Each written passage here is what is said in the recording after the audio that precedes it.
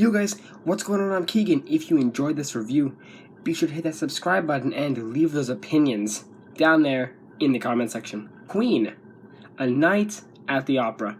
Queen, legendary British rock band formed back in 1970, led by the fantastic Freddie Mercury. Their songs have essentially at this point transcended time and have become infamous in the modern era. I mean, I guarantee every single human being on Earth over the age of 20 has heard, or at least heard of, songs like Bohemian Rhapsody, We Are the Champions, and We Will Rock You. This album that I'm talking about is the band's fourth studio album, along with the one that gave them their international success, A Night at the Opera, which I would also like to give a massive shout out to my uncle for requesting this video. Thank you so much. Anyway, at this point in their career, the band were just coming off sheer heart attack, which gave them success in their home country of the United Kingdom, mainly due to the song Killer Queen. So how do you top off an album like that? Why, with one of the greatest and also at the time most expensive rock albums of all time, that's how. But just how good is this supposed masterpiece? Let's find out as I review this album track by track. We'll start off with the singles, with there actually only being one single, which was the infamous Bohemian Rhapsody. Which, I mean, what hasn't been said about this song at this point? Well, I guess we gotta start somewhere, so let's start off with composition, with the opening numbers being very choir-influenced and almost a cappella, and fittingly transitions into a warm piano section with Freddie's delicate and confrontational vocals, which build up with some nice drums and guitar. Brian also gives a very nice guitar solo midway in the track, and then it completely shifts into this very operatic, grandiose passage, which then builds up yet again quite quickly into an amazing hard rock song with a wonderfully tough riff. And then it slowly falls back down into a nice reflective coda that closes out the track. Despite all the different sections I've just mentioned, it all feels very tightly knit into a sweet package, along with every member expressing their musical talents tenfold on the song. Lyrically, Freddie has remained very secret about the true lyrics, and with Freddie not being with us anymore, it's likely we'll never truly know. What guitarist Brian May does think it's about is Freddie's youthful traumas, with him declaring about shooting a man and not wanting to die for unspecified reasons. I don't know, I'm not a historian or some lyrical analytic wizard, but what Brian does suggest makes sense. How could anybody say no to this track, aside from the critics at the time, who gave it painfully middle-of-the-road reviews? I mean, that is just disgraceful. This is an absolute gem that we should hold dear, and is one of the greatest rock songs of all time. Now for the rest of the tracks. Death on Two Legs parentheses dedicated to is an extremely gritty guitar-led track, but also features a very nice and quite satisfying piano arpeggio. This song, much like a lot of Queen songs from this era, are comprised of many layers, especially between the chorus, which are full of harmonies and Roger's fantastic drumming, and the verses, which are very stripped back, mainly with the piano at the center of it all, and along with the tempo at times being cut in half. Lyrically, it's about Queen's old manager Norman Sheffield, and how he abused his privilege as manager and mistreated the band. Kind of a fitting opener, and also a wonderful song. Lazing on a Sunday Afternoon is a very quaint minute-long song. The main gimmick with this track are the vocals with this megaphone-esque style, which was supposedly produced in a tin bucket with headphones, and then backing vocals and guitar solo were recorded on the vocal track.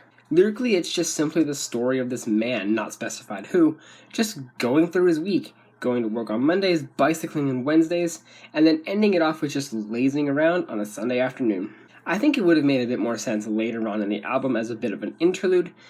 Not the second track, it's a little bit weird, but I'm not complaining too much, it's still fun. I'm in Love With My Car, which is the only song on this album solely written and performed by drummer Roger Taylor.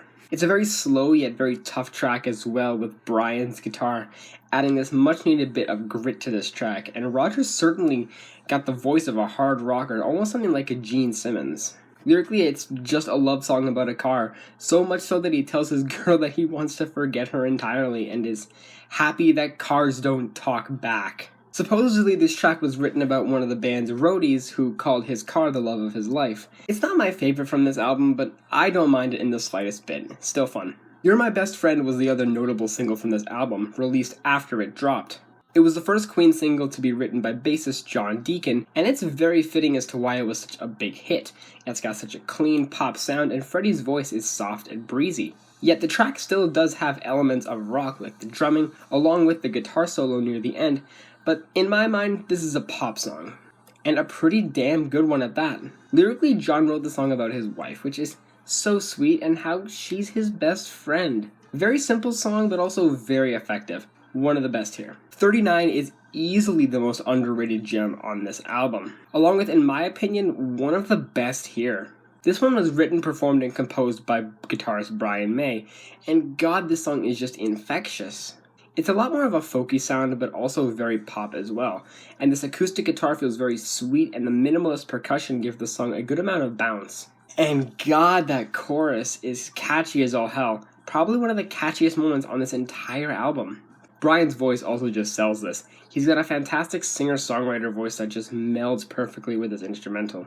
Lyrically, it's actually about a group of astronauts sailing the cosmos on what seemed to be a year in their eyes, but much longer has passed down on Earth due to the effect of time dilation. It's quite a complicated subject overall. I'm not going to dive too deep into it, but Brian essentially turns it around into a sad love song about missing someone's call despite being years away, as he calls it. I highly recommend checking this one out. It deserves much more love. Sweet Lady is a very nice, yet quite fast rocker, at least for the time. The guitar has a nice grit to it, almost feeling distorted in a way, and the switch in tempos throughout the song is quite bizarre at times, but it's a welcome veer off the beaten path. Freddie gives a great vocal performance as always. Lyrically, it's as simple as a relationship song, about this woman just being sweet. Also, can we take a moment to acknowledge how confused Freddie sounds when he sings "You Call Me Sweet Like I'm Some Kind of Cheese"? I mean, I think we can all agree that's a bit of a weird lyric. Regardless, it's a nice burner of a track, got some energy to it. Seaside Rendezvous has this very soothing, almost silly vaudeville-esque sound to it, but Freddie pulls it off really well, almost like I'm actually listening to a track from a soundtrack opera from the time. It's very well done, despite there being no guitar on this track at all, which is very interesting for Queen, but in all honesty, it doesn't need it. Also, that bridge is quite silly on first listen, but when you understand that both Mercury and Roger did all those jazz instruments purely with their mouths, it's actually quite impressive. Lyrically, it seems to be about this relationship by the sea, and just enjoying the time you have with your Valentine. Fun song, I love it. The Prophet song is a whopping 8 minutes and 20 seconds. Which I'm sure a lot of you watching know my dislike for longer songs. I usually have a common disdain for them.